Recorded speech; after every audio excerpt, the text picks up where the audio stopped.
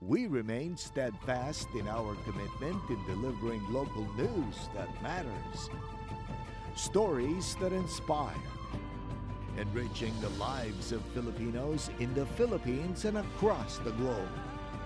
This is your GMA Regional TV. Buong puso para sa Pilipino.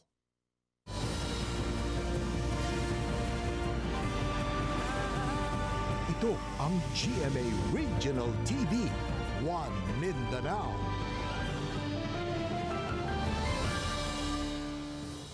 Mayong hapon Mindanao, kini ang GMA Regional TV One Mindanao. Hatod namo ang pinakadagog pinakauling balita sa Mindanao. Ako si Sara Hilomen Velasco, live gikan dinhi sa GMA Davao Complex. Cyril Chavez, live gikan dinhi sa GMA Cagayan de Oro Station. Efren Mamak live desde aquí na GMA Zamboanga Station. 11 ka mga individual ang gidala sa ospital human matud pa nangalanag dihang nangaon sa usa ka balay sa Marilog District sa Davao City. Dugang detalye sa report ni Kent Abrigana. Gidala sa ospital ang anaa sa 11 ka individual. Human kini nakasinati og pagpanakit og diyan og pagsuka-suka. Human matud pa nakakaon og spaghetti sa sitio Matigsalog, Barangay Marilog, Davao City, Lunes sa gabi. Ang maong mga individual gilangkuban sa 8 ka menor de edad ug 3 ka nag-edad 28, 32 ug 35 anyos gikan sa 3 ka magbanay. Sa maong ihap, 3 ka mga menor de edad ang dayon nga gipapauli, human gilayong naka-recover. Sumala sa Marilog District Hospital, nakasinati sa og diarrhea ang maong mga individual nga nagresulta sa dehydration. Around mga 9 p.m. nag-start ng symptoms and around 10 p.m. to 12 midnight doon na po nag-start nagtawag ng mga Central 911. Sa pag-assess po, ma-consider lang sila as acute gastroenteritis with mild dehydration. Meron isa na no dehydration na mga age ano man po sila 7 to 11 years old. Makaya man nila nag-oral rehydration, nag-inom man rin sila. Masayahin naman rin po sila yesterday night, so hindi naman kailangan sila i-admit dito sa Dayon usab nga gidala sa Southern Philippines Medical Center ang 8 ka individual nga gilangkuban sa usa ka buntis ug 2 ka 1-year-old baby. Sa investigasyon sa Marilog Police, alas 12 sa udto adlong Lunes, dihang nagluto og spaghetti ang usa ka nagpatindog og balay sa lugar nga si Geraldina Bukuyo, isipang merienda sa iyang mga panday. Tungod adunay sobra sa iyang giluto, naghatag usab kini og spaghetti sa mga bata. Sumala kang Geraldina, gikatingada usab niya ang hitabo sa mga individual. So nag-offer ko nga tagana ko sila kay confident ko nga maayo gyud to akong giluto no, wala gyud na unsa, wala gyud na kuan kay kami nagkaon man pud mi. Sa pakiginabi sa GMA Regional TV sa inahan sa usa ka bata nga nakakaunsab og spaghetti ug dayon nakagawas. Maumatot pa kini ang unang higayon nga nakasinati og pagpanakit og tiyan ang iyang anak. Nakuan lang mi ba nabalaka mi pero wala mi ingon nga ni basol mi kang ma'am. Natingal lami nga mao pa nang nahitabo nga kadaghan na nihatag si ma'am sa ama wala man. Mikuha na og sample ang City Health Office sa gigaong spaghetti sa mga apektado. Lakip na ang tubig sa maong lugar aron masuta ang hinungdan sa pagkalanag sa 11 ka individual. And gina-investigate pa pud namo and also ang water source pud nila. So nakuha namig samples for analysis para ma-identify gid na mga exact cause of the aning food poisoning. Kauban si Melchor Awing sa kamera. Ako si Kent Abrigana para sa One Mindanao. Halos 1 ka milyon ka pesos nga kantidad sa danyos ang natala sa managlahing sunog sa Cagayan de Oro City ug Upol, Misamis Oriental. Usa sa gitudlong hinungdan sa sunog, napasagdang nakasaksak nga charger sa cellphone. Ang detalye sa report ni James Paulo Yap. Pasado alas 6 sa gabi adlong Domingo, kalit nga miulbo ang dakong sunog sa Zone 12, Sitio Sayas, Barangay Carmen sa Cagayan de Oro City. Sa kadako sa sunog, halos malukop na sa kalayo ang tibuok dalan sa lugar. Sumala sa BFP, Carmen Fire Station, paspas matud pa nga mikaylap ang kalayo tungod gama lang sa mga light materials ang mga balay sa lugar. Dali ra sa mga kaylap. So gamay lang pag-ignite, kaylap diretso ang karayo. Base sa atong mga interview sa mga kasilinganan, murag nakabantay sila nga kuryente gyud. Nabiyaan matud pa nga charger sa cellphone, sulod sa panimalay sa pamilyang Caceres ang ginatudlong hinungdan sa sunog. Apan depensa nila nga wala kunoy naka-charge niadtong tungura. Kung na-charge kuan si mama ra may cellphone na may cellphone nadala mo gani ang cellphone.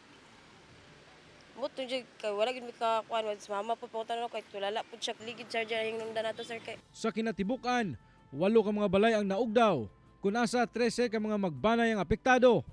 Bitala sab kini og 180,000 pesos nga structural damage. Samtang sa Zone 3 Baraupol, Misamis Oriental, ugdaw sab ang 7 ka mga balay dihang gilamoy kini sa kalayo pasado alas 3 sa hapon adlong Lunes. Sa inisyal nga investigasyon sa Opol Fire Station, gidudahan nga ang nabiyaan kuno nga kalan nga adunay gihaling sa usa ka panimalay ang tinubdan sa kalayo. Hinuon walay natala nga nasamdan sa maong insidente. Apan, mikabat sa 450,000 pesos ang structural damage nga natala sa maong sunog.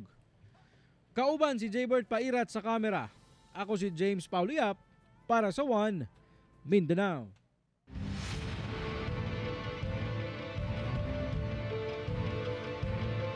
Subay sa nagsingabot nga barangay ang Sangguniang Kabataan Elections, pipila ka police station commander sa Davao City ang gibalasa. Samtang andam na ang COMELEC 11 sa eleksyon sa October 30. Aniya report ni John D. Esteban. Epektibo niadtong Oktubre 12, gibalasa ang pipila ka mga station commander sa Davao City.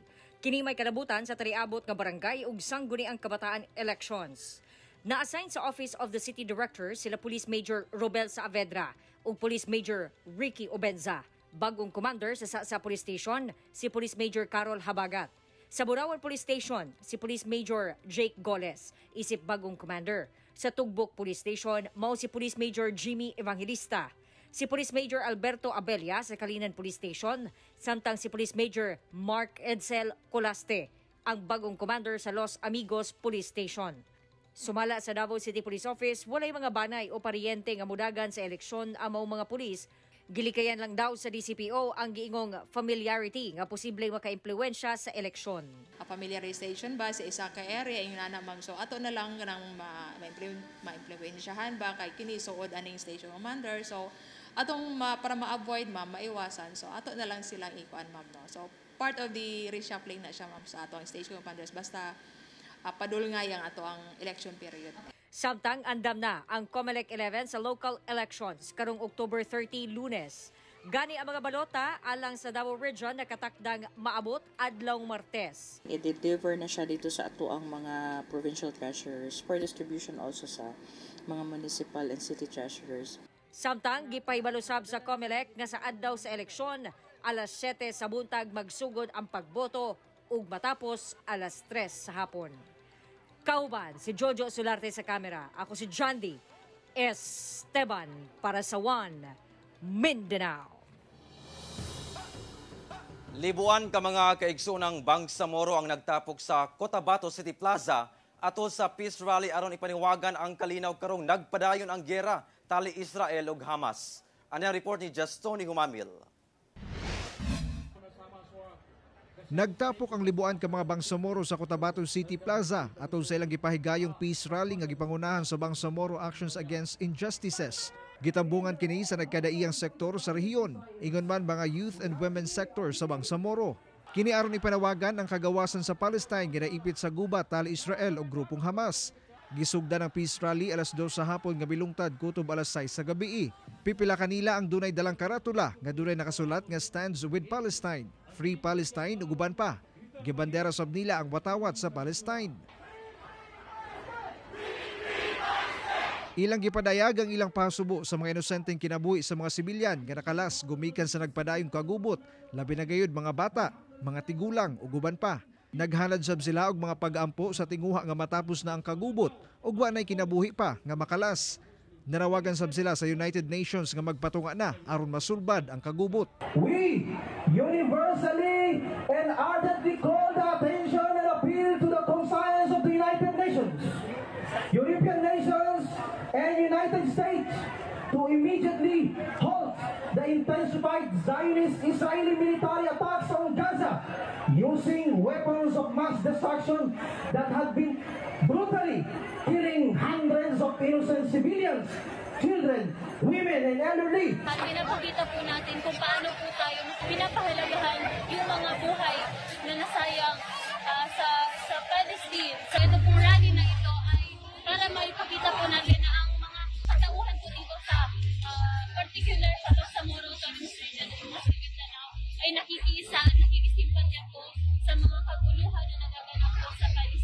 Ako si Jess Tony Humamil para sa One Mindanao.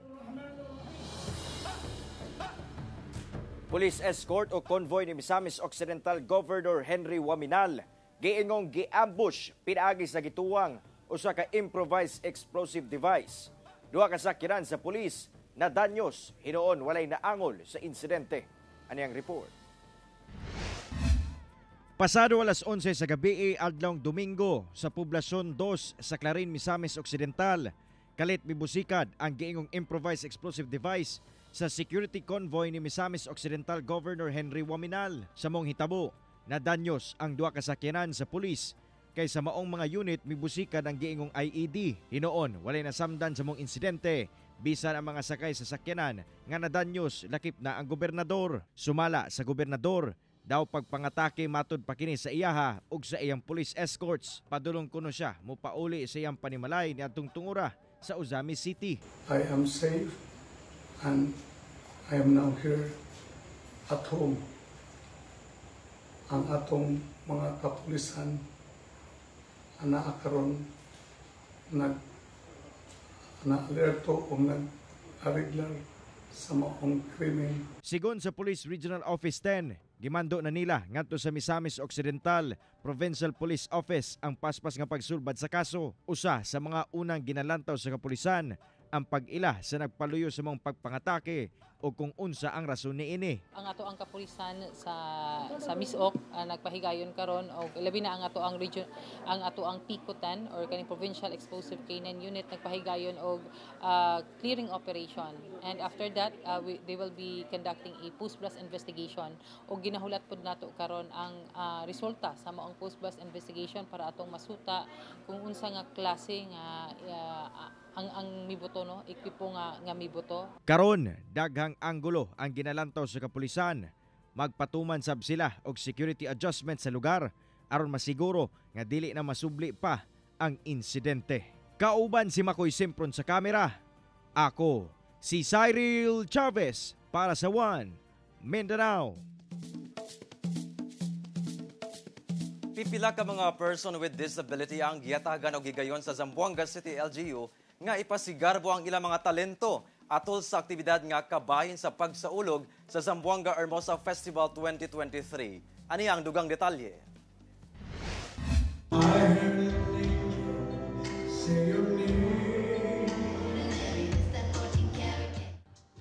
Mihatag og kalingawan sa mananaway sa Zamboanga City ang gipasigarbong talento sa 14 ka mga partisipante nga persons with disability atol sa aktibidad nga kabahin sa pagsaulog sa Zamboanga Hermosa Festival 2023. Adunay mibirit sa pagkanta alang sa ilang solo singing performance.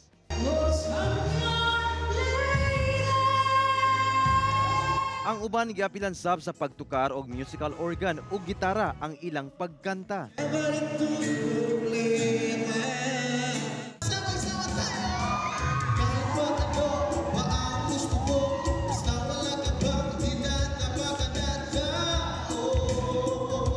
Duna say mihataw sa pagsayaw.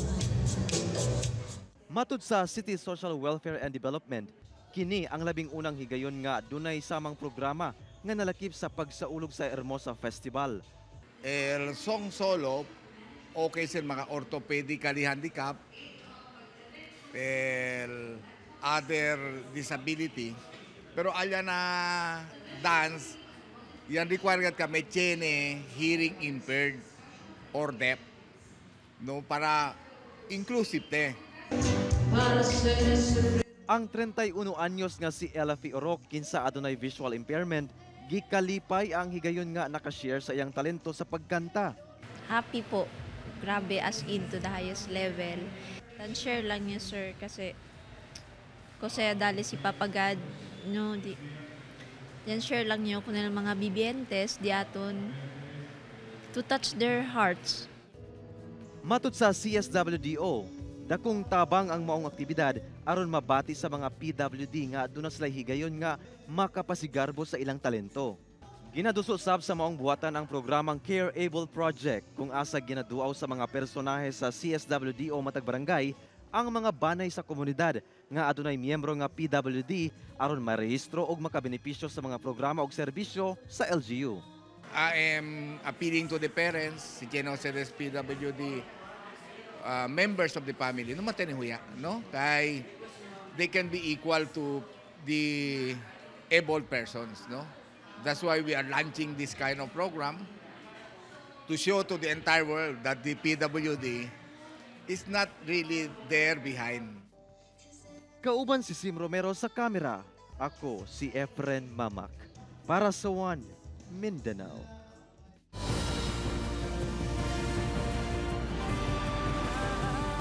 Ito ang GMA Regional TV, One Mindanao.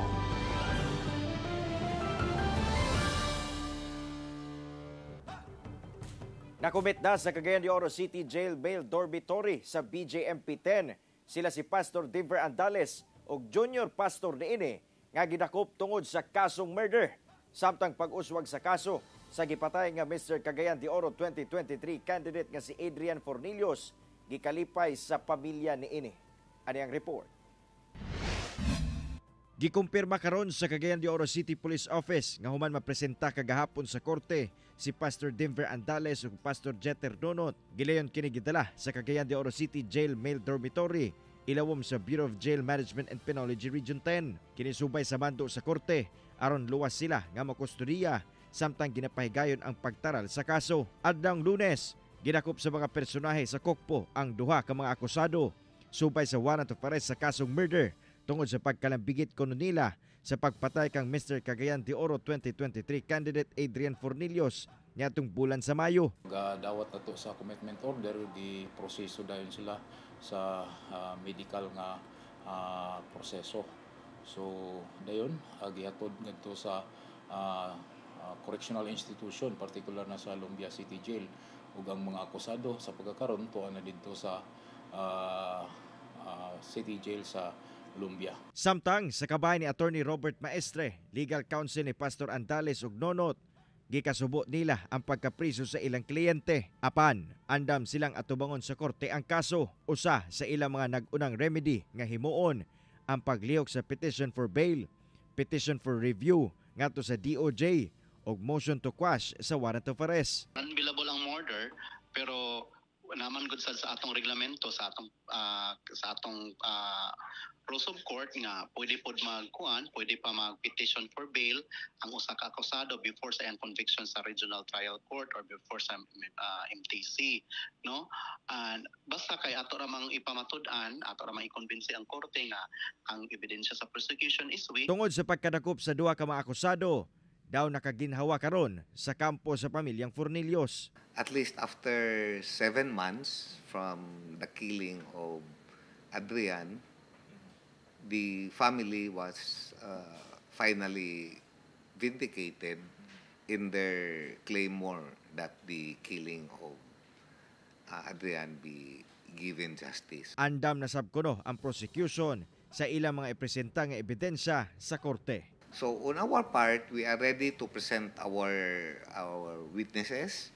We are ready to present our documentary evidences and other evidences that is material to the case. Wala sab gipadaplin sa kampo ni Fornillos ang posibilidad nga ilang magamit isip witness ang uyab ni Adrian nga si John Orog.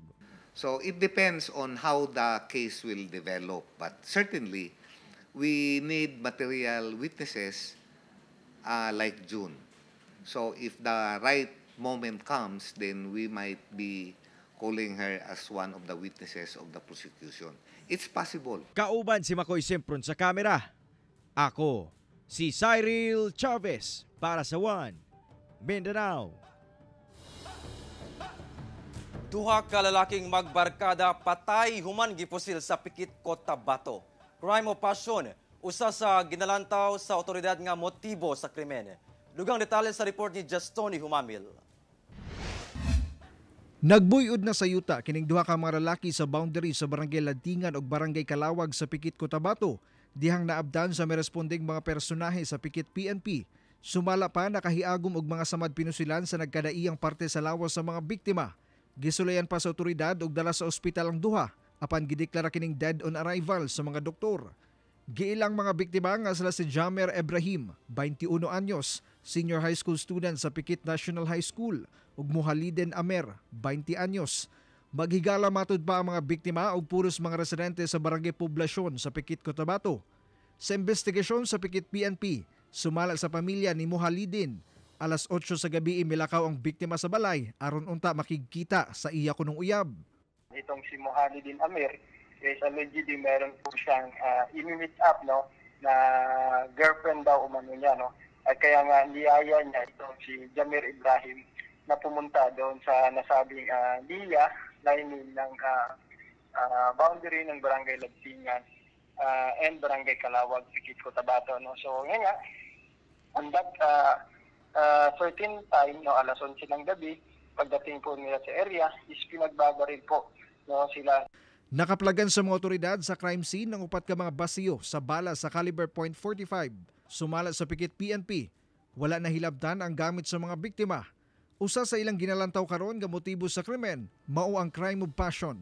Sa angulo na tinitingnan natin with this incident is probably itong tinatawag natin crime of passion. Kasi allegedly itong kanyang girlfriend na ka-meet up is allegedly na girlfriend niya na supposedly i-meet up niya on that night is mayroon po itong live-in partner din and may anak but we cannot conclude yet the investigation is still ongoing. Padayon ang investigasyon karon sa insidente ug pagtumbok kung kinsa ang responsable sa krimen. Ako si Jess Tony Humamil para sa One Mindanao.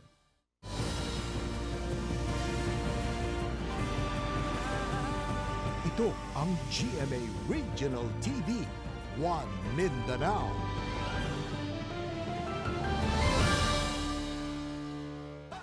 Usa ka traffic enforcer gipusil patay sa wa pa mailhing riding in tandem suspects sa Lamitan City, Basilan.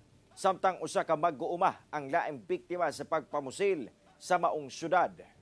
Dead on the spot ang usa ka traffic enforcer nga nailang si Abbas Sarabi, 57 anyos, residente sa Barangay Maganda, Lamitan City, Basilan. Human kini gipusil sa wa mailing riding in tandem suspects adlong Sabado. Sumala pa, padulong unta ang biktima sa usa ka bakery duol sa ilang balay, sakay siyang motorsiklo diyang gisundan sa laing motor, sakay ang mga suspect ug dito na kini gipusil patay. Nakahiagom kini og sumad pinusilan sa ulo ug sa tangkugo. Samtang laing pagpamusil ang nahitabo sa Barangay Colonia, Lamitan City adlong Lunes, kung diin nailhan ang biktima nga si Hamid Luna, 23 anyos, usa ka mag-uuma. Gisundan matud pa ang biktima sa riding in tandem suspects nga daling nakaikya sumad ang krimen. Hinoon luwas ang biktima. Sumala sa Lamitan City Police ang duha ka kasong pagpamusil padayon pang ginaimbestigahan o ginapangita ang mga suspetsado aron masuta ang motibo sa krimen. Usa ka 26 anyos nga lalaki ang patay human nagbangga ang gimanehong motor niini ug usa ka SUV sa Zamboanga City. Dead on arrival ang usa ka lalaki nga nailang si Jemar Jimenez, 26 anyos, human nagbangga ang gimaneho niining motorsiklo ug usa ka SUV sa Barangay Labuan, Zamboanga City adlaw Huwebes. Sumala sa kapulisan nagbiyahe sa managlaing direksyon ng SUV ug motor. Milapas matud pa sa lain niini ang SUV ug didto na nagsampok ang duha ka sakyanan. Sa investigasyon migawas nga usa ka Annabel Gabuyan, 59 anyos, ang nagmaneho kuno sa mong SUV. Apan sa pag-imbestiga sa kapulisan, nasayran nga ang anak di ay nining babae ang nagmaneho dihang nahitabo ang aksidente. Balog karon sa prisuhan ang anak ni Annabel nga wala naginganlan pa. Samtang anaa pa sa ospital ang inahan ini nga matud pa giatake og high blood.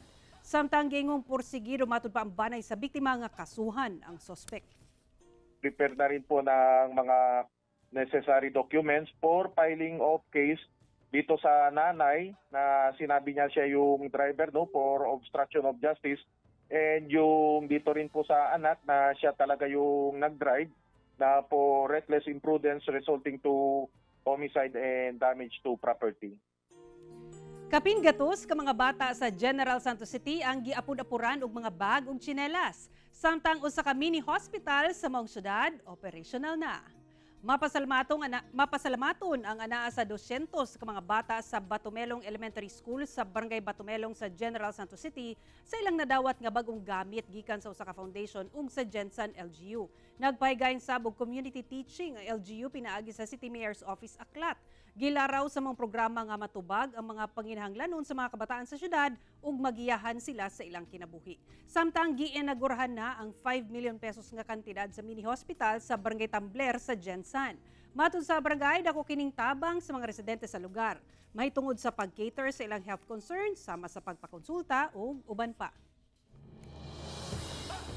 Malaumon ang nabunturan LGU sa Davao de Oro nga makabot na nila ang mga gikinahanglan aron mahimo ng usa ka syudad ang ilang lungsod.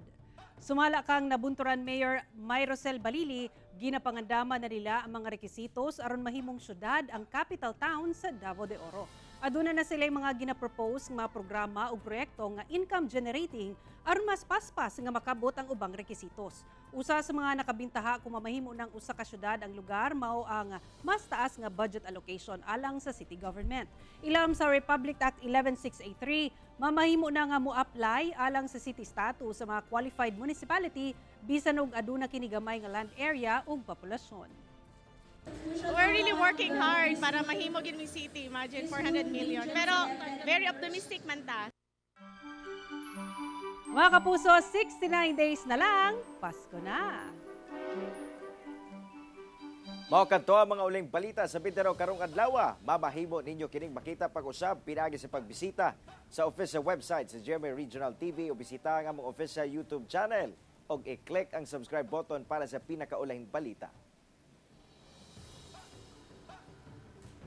Muchísimas gracias sa ato mga kapuso sa Mindanao nga nagalantaw kanamo ug sa ato mga kapuso abroad. Padayon lang sa pagtutok sa mga lokal nga balita matag adlaw tungod sa GMA Regional TV Local News Matters. Kami ang GMA Regional TV 1 Mindanao. Tibok pwersa para sa mas dakong misyon ug mas halapad nga pagserbisyo sa nasod.